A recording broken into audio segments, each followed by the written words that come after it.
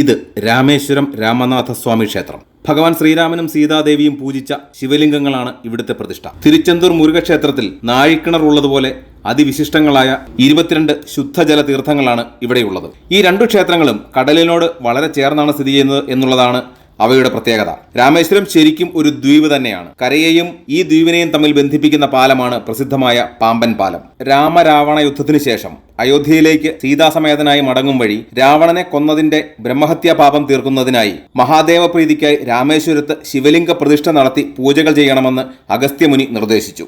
പ്രതിഷ്ഠ നടത്താനുള്ള മുഹൂർത്തം നിശ്ചയിച്ച് കൈലാസത്തിൽ നിന്നും ശിവലിംഗം കൊണ്ടുവരുന്നതിനായി ഹനുമാൻ സ്വാമിയെ പറഞ്ഞയച്ചു. തിരികെ വരാൻ ഹനുമാൻ സ്വാമി വൈകിയപ്പോൾ സീതാദേവി തന്റെ കരങ്ങളാൽ മണലിൽ ശിവലിംഗം നിർമ്മിച്ച് രാമനോടൊപ്പം പ്രതിഷ്ഠ നടത്തി.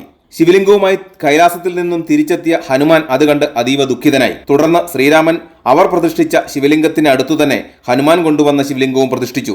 അതുമാത്രമല്ല, ഹനുമാൻ സ്വാമി കൊണ്ടുവന്ന ശിവലിംഗത്തിൽ വേണം ഇനി മുതൽ ആദ്യം പൂജകൾ നടത്തണമെന്ന് ശ്രീരാമസ്വാമി കൽപ്പിക്കുകയും ചെയ്തു. ഇന്നും അങ്ങനെ തന്നെയാണ് പൂജകൾ നടക്കുന്നത്.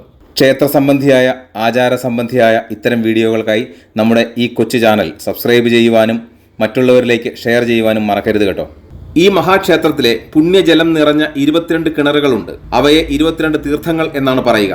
അവയിൽ കുളിച്ച് ഭഗവാനെ ദർശനം നടത്തിയാൽ സകല പാപങ്ങളിൽ നിന്നും മോചനം ലഭിച്ച് മോക്ഷം ലഭിക്കും എന്നാണ് വിശ്വാസം. ഭഗവാൻ ശ്രീരാമസ്വാമി 22 അമ്പുകൾ കൊണ്ട് നിർമ്മിച്ചതാണിവ എന്ന് വിശ്വസിക്കപ്പെടുന്നു.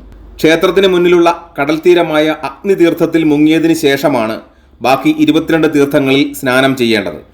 ഗായത്രി തീർത്ഥം, സരസ്വതി തീർത്ഥം, സേതുമാധവ തീർത്ഥം, ഗന്ധമാദന തീർത്ഥം, കവചതീർത്ഥം, ഗവയതീർത്ഥം, നളതീർത്ഥം, നീലതീർത്ഥം, ശംഖുതീർത്ഥം, ചക്രതീർത്ഥം, ബ്രഹ്മഹത്യ വിമോചന തീർത്ഥം, സൂര്യതീർത്ഥം, ചന്ദ്രതീർത്ഥം, ഗംഗാതീർത്ഥം, യമുനാതീർത്ഥം, ഗയാതീർത്ഥം, ശിവതീർത്ഥം, സത്യമിത്രാതീർത്ഥം, സർവതീർത്ഥം, കോടിതീർത്ഥം എന്നിവയാണ് ഈ 22 തീർത്ഥങ്ങൾ. ഓരോ തീർത്ഥത്തിൽ നിന്നും ക്ഷേത്ര ജീവനക്കാർ ബക്കറ്റിൽ വെള്ളം കോരി നമ്മുടെ തലയിൽ ഒഴിച്ചാണ് സ്നാനം നടത്തുക. കടലിനോട് വളരെ അടുത്തുള്ള സ്ഥലമായിട്ടും ഈ ക്ഷേത്ര കിണറുകളിൽ നിന്നും ലഭിക്കുന്ന ജലം ഉപ്പുവെള്ളമല്ല, ശുദ്ധജലമാണ്. അതാണ് ഈ തീർത്ഥങ്ങളുടെ പ്രത്യേകതയും. ഇത്തരത്തിൽ കടലിനോട് ചേർന്ന് ശുദ്ധജലം ലഭിക്കുന്ന ക്ഷേത്ര കിണറുകൾ തമിഴ്നാട്ടിൽ മാത്രമല്ല കേട്ടോ, കേരളത്തിലുമുണ്ട്. അത്തരത്തിലുള്ള 5 കിണറുകളുള്ള മണികട്ടമ്പലത്തിന്റെ വിശേഷങ്ങളുമായി അടുത്ത റീലിൽ കാണാം. നന്ദി.